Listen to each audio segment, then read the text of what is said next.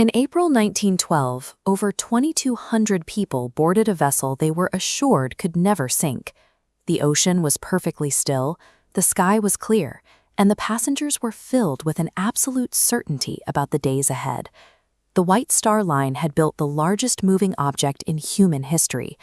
To look at the hull towering over the gantry was to look at a physical manifestation of industrial power, an engineering marvel that made the forces of nature seem manageable.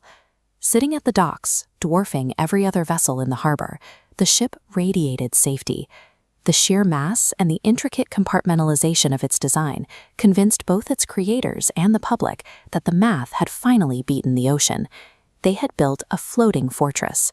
Inside that fortress, the unpredictable laws of the natural world simply didn't apply anymore. As the ship left port, a shared optimism united everyone on board. From the wealthy elites to the hopeful immigrants crowding the rails, there was a collective belief that this journey was the start of something distinctly better. Below deck, the environment was meticulously curated. First-class passengers dined under heavy, ornate ceilings and glowing chandeliers.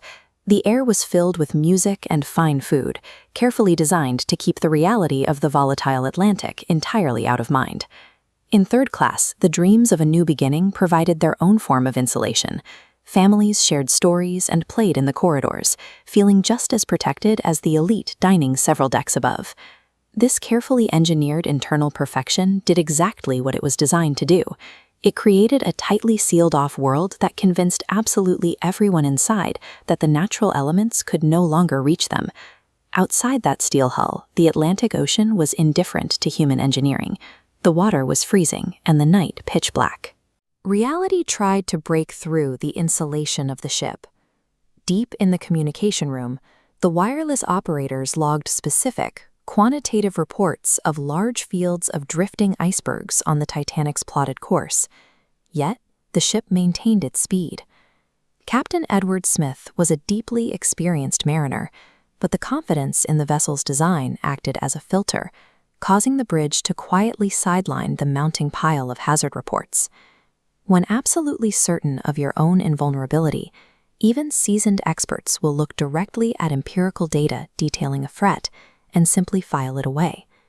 Conditions on the water only deepened this false sense of security.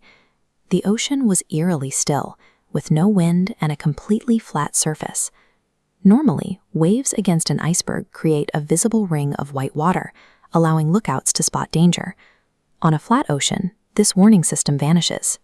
To the navigators, this calm weather mathematically justified maintaining a high-speed trajectory straight through an active ice field. The bridge misinterpreted the ocean's silence as permission to proceed, unaware that the lack of waves was actually masking a fatal trap. On the night of April 14th, the sky was completely clear. Starlight reflected off a glass-like ocean, making it almost impossible to tell where the water ended and the sky began. High above the deck, in the freezing air of the crow's nest, the lookouts scanned the horizon. Minutes ticked by in complete silence. The ship drove relentlessly on, cutting through the stillness at 22 knots, blind to what lay just ahead.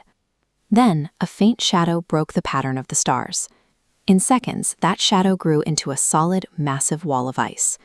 It was in that exact fraction of a second that the meticulously crafted illusion of the interior finally collided with the cold, hard reality of the ocean. Time seemed to stretch out. The warnings they had ignored, the speed they had maintained, and the calm water that had tricked them all, crystallized into a single, unavoidable outcome. The absolute certainty of the passengers evaporated. The glowing chandeliers and warm dining halls were violently replaced by freezing water and a sudden, desperate fight to survive. By the time morning broke, the cost of that unchecked confidence was clear. Over 1,500 people perished in the freezing water. The Titanic sank because the people driving it believed their engineering had solved the ocean. When we convince ourselves that our technology has conquered nature, we lose the ability to see the warnings that might actually save us.